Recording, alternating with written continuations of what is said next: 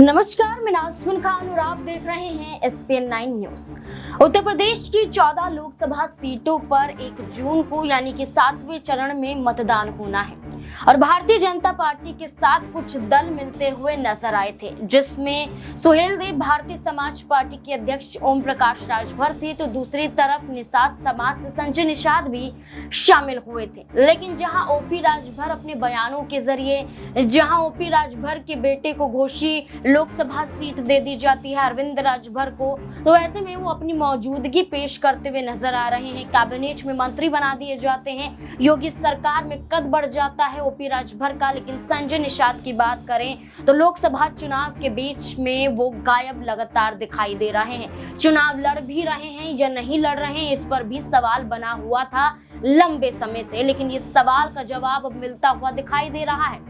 लेकिन सवाल ये भी उठ रहा है कि आखिरकार संजय निषाद जो एक वक्त पर ओपी राजभर की तरह मांग करते हुए नजर आ रहे थे कि कम से कम 3 सीटें मिलनी चाहिए, अगर भारतीय जनता पार्टी की तरफ से, एनडीए की तरफ से 3 सीटें नहीं दी गई तो वो यहाँ पर पार्टी छोड़ने के लिए मजबूर हो जाएंगे। वही संजय निषाद को मात्र 1 सीट मिलती है संत कबीर नगर की, जहां पर वो अपने ही बेटे को चुनावी मैदान में उतार देते हैं। लेकिन सवाल ये बनता है कि आखिरकार अगर चुनाव लड़ रहे हैं लोकसभा का, उनके बेटे संजय निषाद के बेटे यहाँ पर चुनाव लड़ रहे हैं, तो आखिरकार चुनाव प्रचार प्रसार क्यों नहीं होता हुआ नजर आता है। आपको बता दें, संत कबीर नगर से प्रवीण निषाद जो संजय निषाद के बेटे हैं वो चुनाव लड़ रहे हैं। इनके मुकाबले में यहाँ पर समाजवादी पार्टी ने बाहुबली नेता पंडित हरिशंकर तिवारी के बड़े बेटे को यहाँ पर उतारा है चुनावी मैदान में। भीष्म शंकर तिवारी नाम है उनका, वो यहाँ पर चुनावी मैदान में है। संजय निषाद की बात करें तो 2018 में समाजवादी पार्टी का एक बड़ा हिस्सा थे,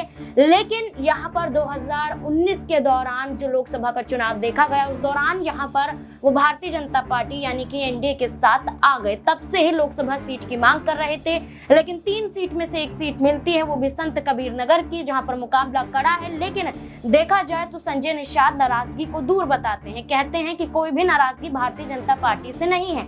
ये मात्र भर अफवाहें फैलाई जा रही हैं कि भारतीय जनता पार्टी से मैं अलग हो रहा हूं, भारतीय जनता पार्टी से मैं नाराज हूं। लेकिन तमाम बातों के जो कयास लगाए जा रहे थे उस पर सफाइयां पेश करते हुए संजय निषाद का ये कहना है कि लोकसभा का चुनाव लड़ रहे हैं, उनके बेटे यहाँ चुनावी मैदान में हैं, जो कि 1 जून को इस सीट पर मतदान होते हुए नजर आएंगे। अब देखना होगा कि संजय निषाद क्या इस सीट को जीत पाते हैं, क्या उनके बेटे इस सीट पर जीत हासिल कर पाते हैं या नहीं। इस मुद्दे को लेकर आपकी क्या राय है, कमेंट सेक्शन में जरूर बताएं। देखते रहे SPN9 न्यूज। धन्यवाद।